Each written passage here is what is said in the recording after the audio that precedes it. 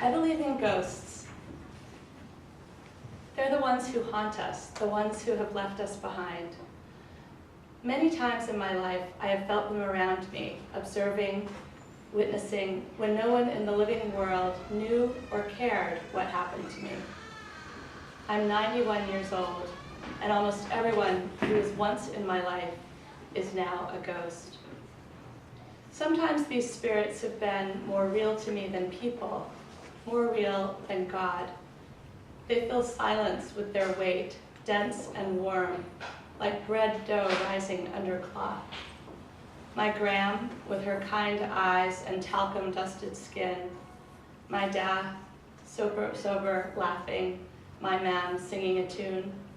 The bitterness and depression are stripped away from these phantom incarnations, and they console and protect me in death as they never did in life. I've come to think that's what heaven is, a place in the memory of others where our best selves live on. Maybe I'm lucky that at the age of 9, I was given the ghosts of my parents' best selves, and at 23, the ghost of my true love's best self. And my sister Maisie, ever present, an angel on my shoulder. 18 months to my 9 years, 13 years to my 20. Now she is 84 to my 91, and with me still. No substitute for the living, perhaps, but I wasn't given a choice. I could take solace in their presence, or I could fall down in a heap, lamenting what I'd lost. The ghosts whispered to me, telling me to go on.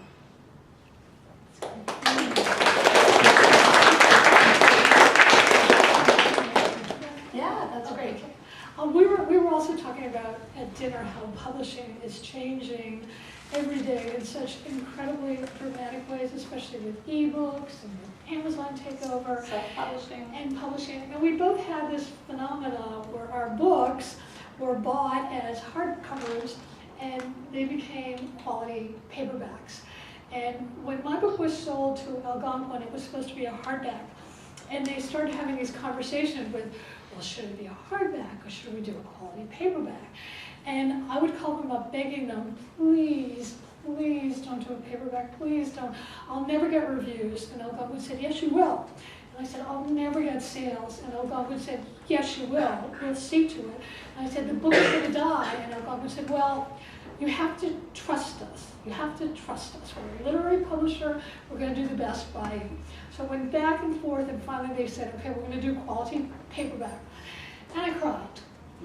And they took that book, that little quality paperback, and it got more reviews and from better places than my hardback ever got. It got Vanity Fair and Elle and Newsweek and every newspaper in the place. It became a New York Times bestseller, USA bestseller, it was on best book list. And I thought, this is really strange. How can this be? And they told me that publishing is changing. Publishing is just changing. So now, lately, in the last 2 months alone, I've had 2 different writers email me or call me in their tiers saying they're very upset and they're very worried because their books are coming out in quality paperback. And I always tell them, listen to me, I have a story for you, you're going to feel a lot better.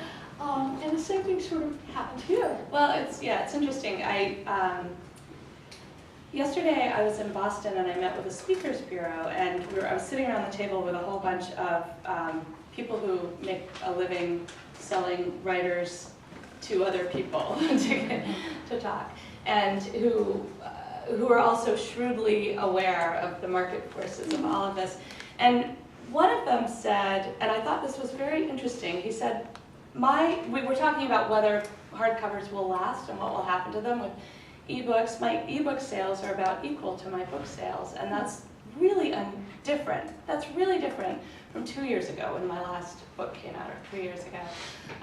The whole landscape has changed. My editor is here. Hello, everyone. My publicist, and it's been a huge learning curve for me. Your book came out more recently, I think, Pictures of You, than my last novel. But it's a completely different world. Meg Wolitzer and Hilma, I don't know if you found that it feels different to you at all, but there's a lot of social media that I had never touched before. I didn't do Facebook for my last book at all. certainly didn't do Twitter, which I still just can't really do, or any of the other, a blog tour, you know, I'd never, these things are all really in the past 5 years. And so this guy was saying that he believes what will happen eventually with hardcovers is that there will be limited edition first printings of hardcovers for prestige books that people want to buy these editions of, and that it will quickly then come out in paperback, hopefully a nice paperback, and that sales will happen that way. And also, you know, I was thinking, a friend of mine had a New York Times, had a full-page ad, and then on the back page of the New York Times, I subscribe to the New York Times and get the hard copy of the New York Times, and I saw the big full-page ad, but my husband does not read it that way and didn't get the benefit of that incredibly beautiful ad because he never looks at the paper. He looks, you know, at his iPad. And so, and I was thinking about that as well, that all of these things, the way we get information and the way we advertise our books, are changing completely and all the time. So yes, my experience has been incredible. I've had a tremendous success with this book, and it's very different from my last book. And my experience as well, being in 2 book clubs and visiting lots of book clubs, is that a large proportion of the reading public, perhaps, well, I wouldn't even say for women's books, because the book clubs I talk to read all the big current books, but read paperbacks. They don't read hardcovers as much. So I don't know what will happen in the future, and I'm not sure if I'll go back to being published in hardcover, but for me, with this book, this worked really well. And there's also something that happens, which is that people buy multiple copies. I think it's like candy. It's cheaper, and it seems a little like, why not get another one to give someone else? So psychologically, it's a little different. Don't you also find that publishing is changing in terms of how writers, particularly women writers, have been banding together to help each other more? I mean, that's something else we were talking about at dinner, because it's really hard. It's a really hard profession. And publishing is really skewed to males and male writing. My quote is always that if you write a book about a family, you're considered a woman's writer writing about domestic issues. But if you're a male writing about it, then you're Jonathan Franzen. So I think, I at least have been noticing, and I think, I hope you have too, that there's a lot of us now online and on Twitter, and we've really been trying to support each other and to change that landscape a little bit more. Yeah, I mean, that's one of the very interesting things to me about being on Facebook. I live in Montclair, which is a town filled with writers, and in fact, one of my closest, Pam Satrin, one of my closest writing friends and novelists in town is here. But there's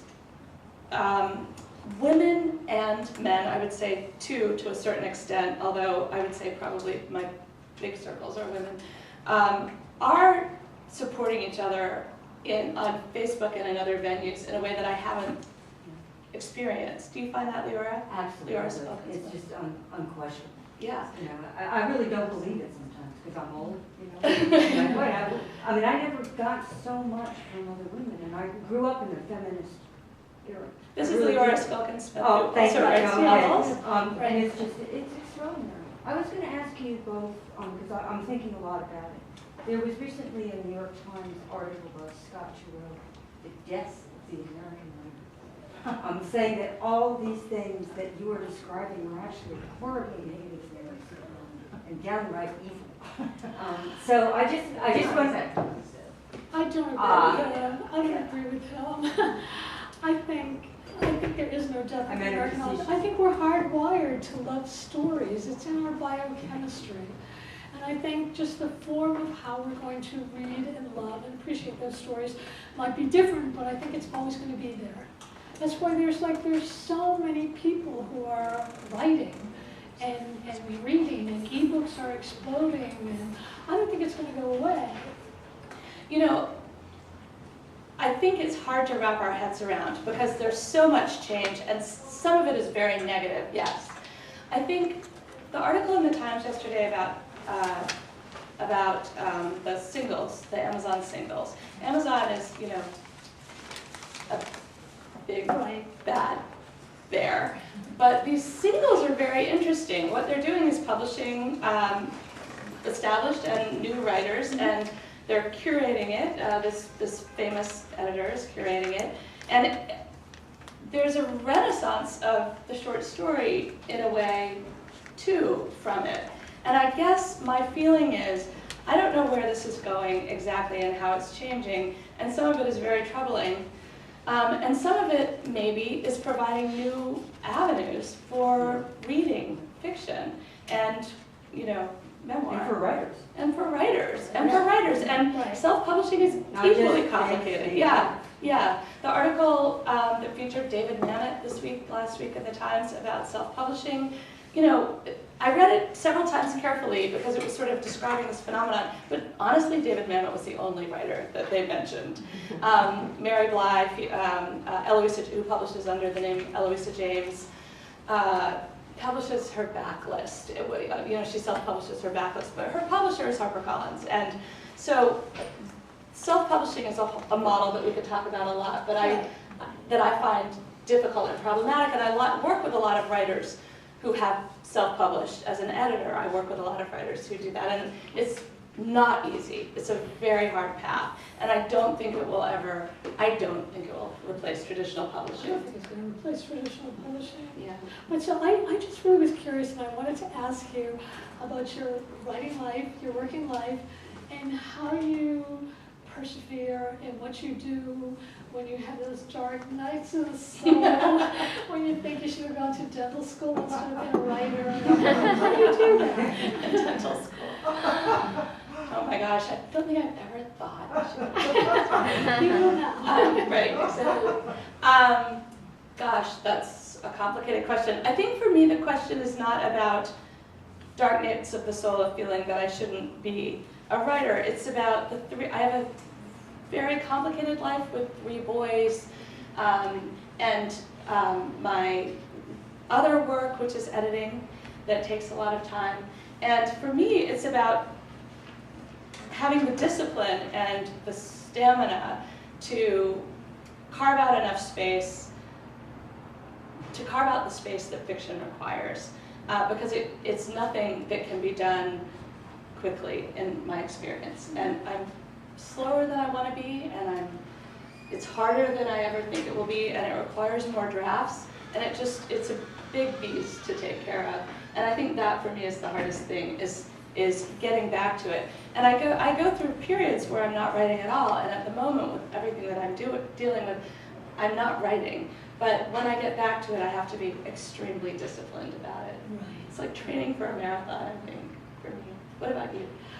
I am happiest when I'm writing. I just was talking to Leora, and I said, you know, the days when I'm just writing, it's bliss, it's paradise. I'm not thinking about reviewers or magazines or going on tour or anything else. I'm just in the story, and I feel I'm the luckiest person in the world. And then I stop writing, and it's like it all crowds down on me, and I start worrying and thinking, what if I don't get this? And what if I don't get this? And what if this doesn't happen? And then I'm never published again, and then I wind up in the remainder bin. And it's a constant dark night of the soul, and you just have to stop and realize, well, what's more important? And ultimately, what's more important is the writing. Because whether I ever get published again, I'm still going to be able to be writing, and that's the thing that sustains me. And that hopefully gets me through the dark night of the soul. Well, there's that and friends. Yeah. Friends and We have co-therapy sessions. therapy sessions, and just sometimes just calling other writers and saying, I feel really crazy, I can't write a line, and my career is over, and what am I going to do? And then you have 10 minutes of conversation, and you say, yes, of course, I'm crazy. I'm going back, and I'm going to write some more, and everything will be fine. And then it is. Because you start to realize that a lot of the stuff that comes out, a lot of the reviews and a lot of the stuff, it's like the frosting on the cake, but it's not the cake, and the cake is what you want. Well, I think there's a weird thing, and those of you in the room who write will recognize this. I think that no matter what else I'm doing, I feel guilty if I'm not writing. It's not real work. I'm not working. Like, I was running around Boston yesterday doing stuff that might earn money for me, but it's not working, and I felt guilty at the end of the day that I had Do you to feel do it. crazy if you're not writing? I don't feel crazy, I feel, yeah, I feel a little, I don't even know what that word is, I feel bad. I think we should open it up. Okay, Don't we're going to you? open up for questions. The other We day, could just yak all night, but we're. you can ask us anything, just please ask loudly. And stand up when you ask a question, please. I feel like a teacher. You have a question? This actually, the woman in the second row, Jessica Feldman, was actually my student when I taught high school in Pittsburgh many years ago. She was 17 years old, and she was my favorite student, and she wouldn't read. And I used to yell at her every day and tell her, you have to read, you have to read. And she dropped out of school, and a few years later, I got a letter from her saying, you were right, I'm reading. And now she's like a huge success, and she's in New York, she's a great husband, and now I just embarrassed you. I have to say, Caroline was an amazing teacher. She worked in a school where everybody, all the students sat in the middle of one room, and the teachers sat around the perimeter. And the students would walk by, and if the teachers were lucky, they'd walk over to the desk to be taught something. And Caroline would be sitting there. You want to learn? You want to learn? The students walked by to go to the bathroom. So very Not sweet usual. school. What kind of school, where was it? Three Rivers Academy in Pittsburgh, Pennsylvania, won by this woman who sat in her office with a mirror opposite her, remember? And she used to look at herself in the mirror all day long. Every while she was smoking. It was a school for kids who weren't doing well in their regular schools, or there was no place else for them to go, so they would come there. Or they thought they were Jesus Christ. Right, one or the other. But Caroline was amazing. Not surprised. Yay. Yeah. Well, you both had New York Times best-selling novels after several novels. Was it the fifth for both of you? My ninth. Ninth. Not only was it, Can you kind of understand what made this novel so successful? Yes. Not that your others weren't, but what made this one so yes, successful? it was definitely and totally Algonquin. I'm serious. Pictures of You was due on contract to a publisher, a big publisher, whose name I won't mention, and they called me, they called me up, and the conversation was like this: Caroline, we're not going to publish your book. And I said, really? You're not? Why not? We don't think it's special. And I said, really? You don't think it's special? Can I do anything to make it special? And she said, no, we don't think so. So I was hysterical, and I said, well, I have another novel that I've started. Would you like to look at that? And she said, no, we don't think that will be special. I can laugh at it now, but it wasn't funny. So I hung up the phone, and I thought, that's it. It's my ninth novel. That's your nightmare. I said, that's my nightmare. My ninth novel. Nobody knows who I am. I've sold maybe enough books to buy groceries for 2 weeks. I called my agent, and I said, what are we going to do? She said, don't worry, don't worry. So I thought, well, I'm going to call up all my friends. I called up all my friends, and I said, this is what happened to me. Before I kill myself, do you have any advice? And one of them, this writer named Kate Malloy, who wrote this novel called Every Last Cuckoo, said, I have an editor at Algonquin who's really good. She might like this. Why don't you write me a paragraph about the book, and I'll show it to her. So I wrote the paragraph, sent it to her. The editor wrote me back and said, I sort of like this. I'd like to see the whole manuscript. So I sent the manuscript. A week later, she said, I want to buy it. Why don't you come in and meet everybody? Which was amazing, because I've had 5 different publishers, and none of them ever wanted to meet me, ever. So I walked in, all of Algonquin's there. Publisher, marketing, my editor, and they're all smiling. I'm thinking, what is this? And they said, we're going to change your life. I said, yeah, okay. And they did, and I watched them, and I watched them work for that book. And they took that little non-special book, and they made it a bestseller. I don't think this book was any better than anything I ever Had you revised it for them, or was No. it as it was? It was as it was. But the truly interesting thing is that the week after it became a New York Times bestseller, I got an email from the editor who had rejected it as not special, But she didn't know she was writing to me. She thought she was writing to her doctor about a really embarrassing personal problem. I didn't know what to say because I thought, well, you know, I'm a nice person, it's a personal problem, I'll ignore it. She sent me the same email the next day. So I said, well, I have to address it because it's this issue. So I wrote her back and I said, hi, this is Caroline. I think you sent this email to your doctor to me by mistake, and I just wanted to let you know. And she said, oh, Caroline, hi, thank you for letting me know. By the way, how are things going? And I got to write her back saying, they're going great, I'm on the New York Times. So I think the publisher has a lot to do with it. At least for me. A long time ago, I read about a certain kind of animal that breeds best in captivity, and I would say that is the kind of animal I am. There's a way that, I mean, I've been married to the same person. I met him in college for many, many years, and when I feel calm in my personal life, I am, I think, freer and less anxious. So I went through a turbulent period when I was with an editor who really didn't like me very much. And she had bought my books, but she wasn't very interested in me. It wasn't that she didn't like me, I think she just wasn't very interested in me.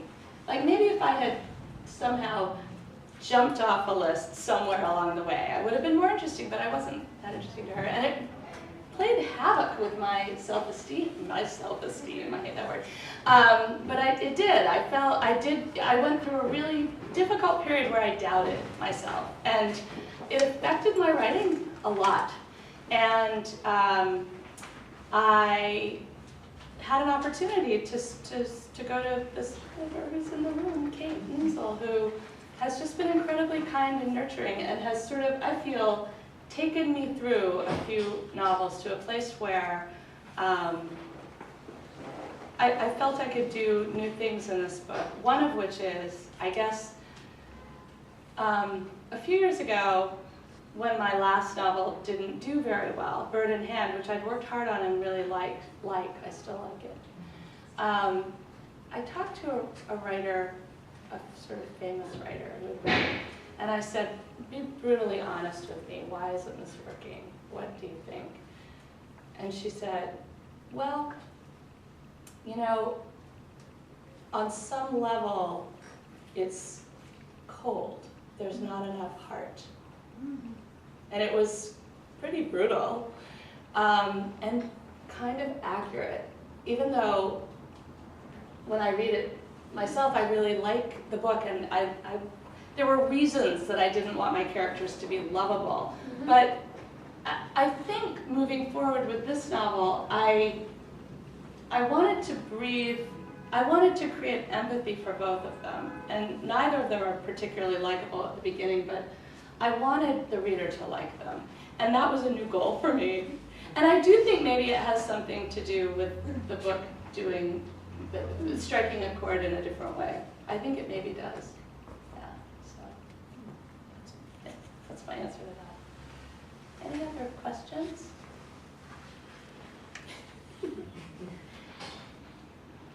Should we drink some wine? You promised us that Caroline would talk about what she does on Facebook. Oh, right. We were going to talk about what you do about, okay, just for quickly. Facebook. Oh, Facebook. Just quickly about, okay, so Pam and I think you and I have had this conversation, like, how does Caroline Leavitt get any writing done? She seems to be on social media 24 hours a day. Well, part of it is because I've always felt that I don't have a lot of time.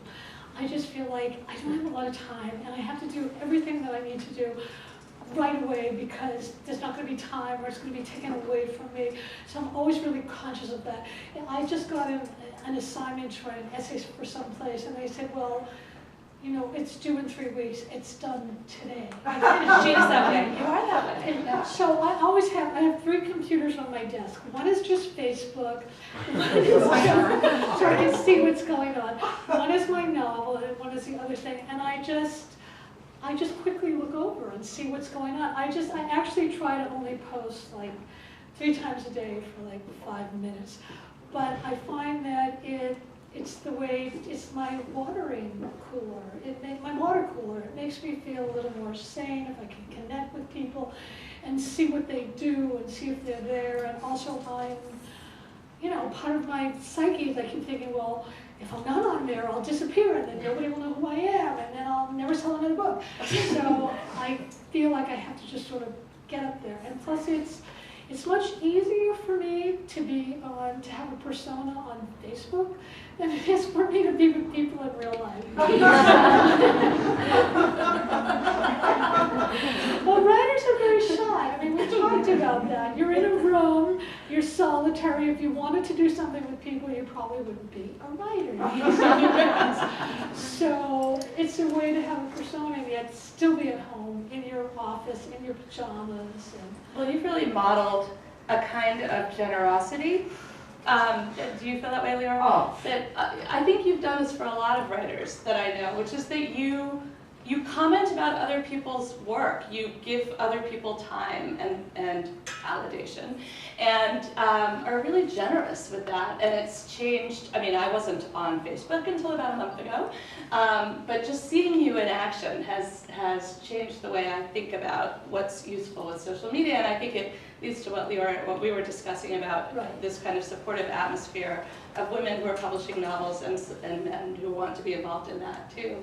You have to, especially since there's always a perception that some people feel that, women are catty, jealous, and I feel that, publishing is so hard that you should help everyone that you can, any time that you can, without any expectations.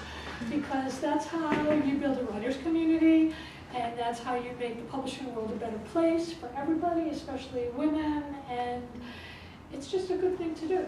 And it's an easy thing to do, and it doesn't cost you anything. I think we do share a philosophy of feeling like other people's success only helps us. The whole thing about women writers and men, but other people doing really well. I have this friend, Therese Fowler, whose book Z has just exploded. I was talking about it earlier. And it's just so exciting to see, and it's really fun, and I feel that I'm sort of in her wake, and I like that. It's nice.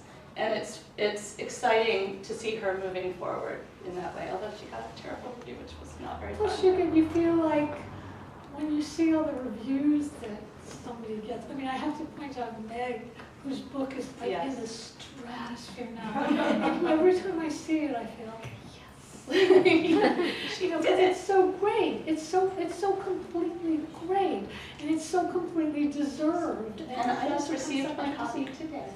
It's wonderful. Great. I have to. It's great. It's a great just book. wonderful. The interesting. Important book. Yes. Great. All right. All right, so let's go get wine. Yes.